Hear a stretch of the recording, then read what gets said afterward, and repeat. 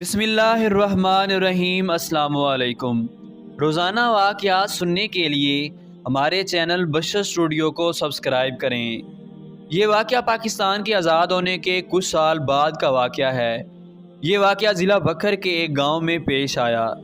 ویسے تو ہم میں سے کوئی بھی جنات کے وجود سے انکار نہیں کر سکتا، بلا شبہ جنات کا وجود پوشیدہ ہے، لیکن ہم میں سے پھر بھی کسی نہ کسی کا جنات سے بالواسطہ یا بلا واسطہ پالا پڑا ہے۔ حاجی صاحب جو اس گاؤں میں نئے تھے، پاکستان بننے سے کچھ عرصہ بعد تک ایک گاؤں میں رہا کرتے تھے، لیکن اب بکھر کے ایک گاؤں میں آ کر آباد ہو گئے۔ گاؤں کے ایک دو لوگ ہی دنیاوی تعلیم سے واقف تھے، ورنہ اکثر لوگ قرآن پڑھے ہوئے تھے۔ حاجی صاحب کے پاس دین کا غیر معمولی علم تھا، اور یہی وجہ تھی کہ گاؤں کے اکثر لوگ دینی معاملات میں ان کے علم سے مستفید ہوتے تھے۔ جب بھی ممکن ہوتا تو گاؤں والے حاجی صاحب سے انبیاء کرام کے واقعات اور قصے سنتے تھے۔ اس لیے گاؤں والے اپنے بچوں کو قرآن تعلیم کے ساتھ ساتھ دینی اصلاح کے لیے بھی انہیں مسجد میں بھیجا کرتے تھے۔ گاؤں کے بیچوں بیچ ایک پرانا درخت تھا، جس کے آس پاس سبزہ اور ہریالی تھی، جہاں گاؤں کے مرد حضرات اپنے مال مویشی چھوڑ کر اس پرانے درخت کے پاس بیٹھ جایا کرتے تھے۔ امام صاحب بھی بکریاں چرانے وہاں جاتے اور دین کی باتیں کرتے۔ انہیں اپنے علم اور آگاہی کا ذرا برابر بھی غرور نہیں تھا، اس لیے سب ہی لوگ انہیں جنازہ پڑھنے کے لیے بلا تکلف بلوا لیتے اور وہ چلے بھی جاتے، چاہے اس کے لیے انہیں کسی دور کے گاؤں بھی جانا پڑتا۔ سردیوں کی ایک سرد رات میں ٹھنڈی ہوا میں عشاء کی نماز کے بعد کسی نے حاجی صاحب کے دروازے پر دستک دی۔ دروازہ حاجی صاحب نے کھولا تو سامنے تین سفید داڑھی اور نورانی چہرے والے آدمی کھڑے تھے۔ دروازہ کھلتے ہی ایک نے نہایت ادب سے سلام کیا اور پوچھا کہ کیا یہی حاجی قدرت اللہ صاحب کا گھر ہے؟ امام صاحب نے جواب دیا، جی ہاں میں ہی ہوں۔ امام صاحب، میرے بھائی کا انتقال ہو گیا ہے اور میں آپ سے ان کی نماز جنازہ پڑھانے کی درخواست کرنے آیا ہوں۔ وہ آپ کی دینی علوم پر مضبوط گرفت اور مخلوق کی دسترس کی وجہ سے آپ کو انتہائی پسند کرتے تھے۔ ان کی یہ خواہش تھی کہ آپ ان کا نماز جنازہ پڑھائیں، اس لیے ہم آپ کے پاس حاضر ہوئے ہیں۔ میت تیار ہے، سب صفیں باندھے آپ کے انتظار میں ہیں، برائے مہربانی ہمارے ساتھ چلیے۔ حاجی صاحب نے پوچھا کہ کیا میں ان کو جانتا ہوں یا وہ مجھ سے مل چکے ہیں؟ اس شخص نے جواب دیا کہ میرے بھائی آپ کو آپ کے پرانے گھر میں اکثر سنا کرتے تھے، تبھی وہ آپ سے اتنی عقیدت رکھتے ہیں۔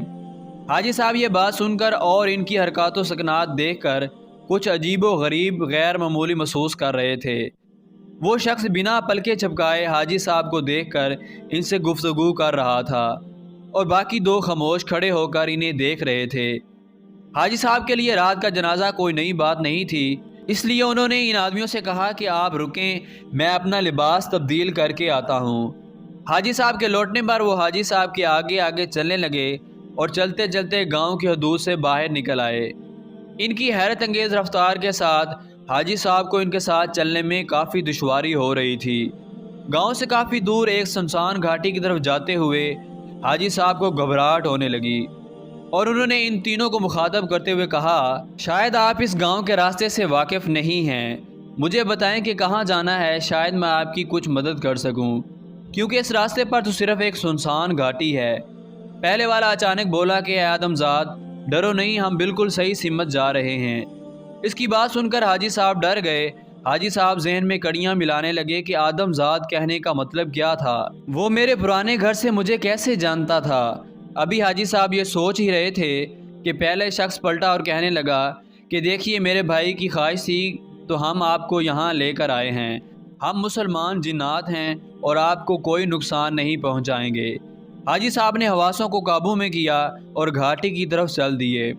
وہاں جا کر دیکھا تو لاتعداد لوگ سفید داڑھی اور سفید لباس پہنے کھڑے تھے۔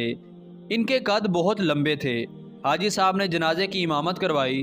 امامت کے بعد جو جن حاجی صاحب کو لایا تھا ان کے سامنے کھڑا ہو گیا اور کہنے لگا کہ آپ کا بے حد شکریہ کہ آپ نے ہمارے بھائی کی خواہش پوری کی، ہم نے بہت دور جانا ہے۔ اس نے جیب سے چاند کوئلے نکال کر حاجی صاحب سے کہا کہ یہ رہا آپ کا ہدیہ۔ حاجی صاحب نے ڈر کے مارے ایک چھوٹا سا کوئلہ اٹھا لیا۔